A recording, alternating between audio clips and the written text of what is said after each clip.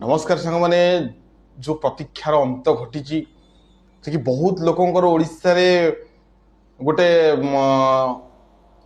थिला गोटे प्रश्न जे कि सुभद्रा योजना सरकार देवे कि नहीं किंतु सब प्रतीक्षार अंत घटाई बीजेपी गवर्नमेंट मोहन माझी सरकार आज एसओपी जरिया रे सुभद्रा योजना लागू करने डिक्लेयर कर अवश्य से कौ डेट लागू हम सेटा ठीक से कही ना किंतु कौ माने ये सुभद्रा योजना लाभ उठे पारे एवं कौ माने सुभद्रा योजना लाभ उठे पारे केते टंका सुभद्रा योजना मिलिबो और किपरि मिलिबो से विषय आम आज विस्तृत भाव में आलोचना करवा।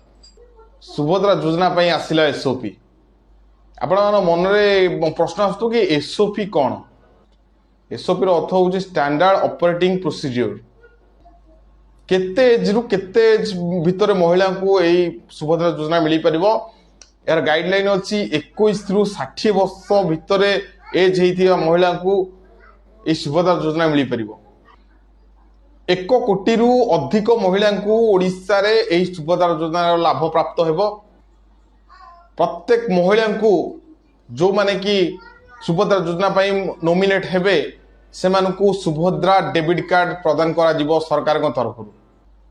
प्रति वर्ष को 2 थर सुभद्रा योजना उक्त महिला मानकु मिलिबो। एही टंका वर्ष को 2 थर मिलिबो।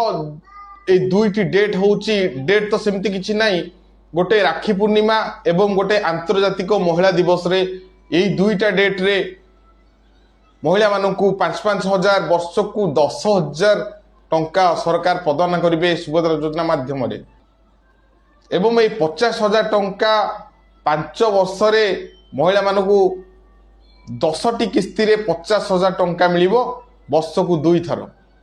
एतक तो थिला को माने महिला ए सुभद्रा योजना लाभ उठे पारे। एबे मु आपनकु जणाइबी जे कि को महिला ए सुभद्रा योजना लाभ उठे पारिबे नाही।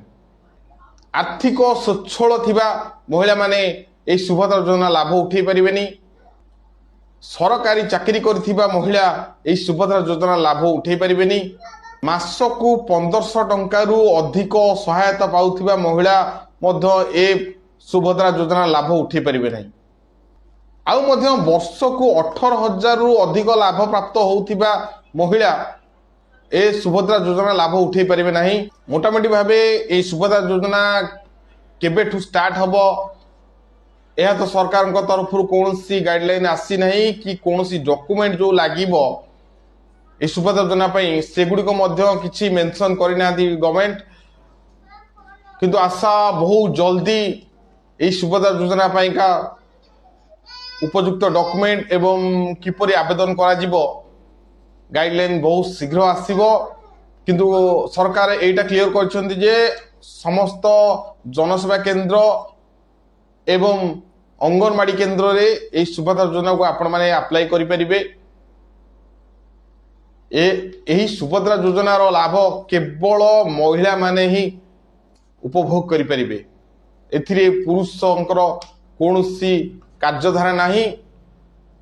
5 वर्ष रे 50,000 टंका 10टी किस्ती वर्ष को 2टी लेखा किस्ती रे मिलिबो। उक्त 2टी किस्ती आंतर्जातिक महिला दिवस एवं राखी पूर्णिमा रे प्रदान करा जिवो। धन्यवाद।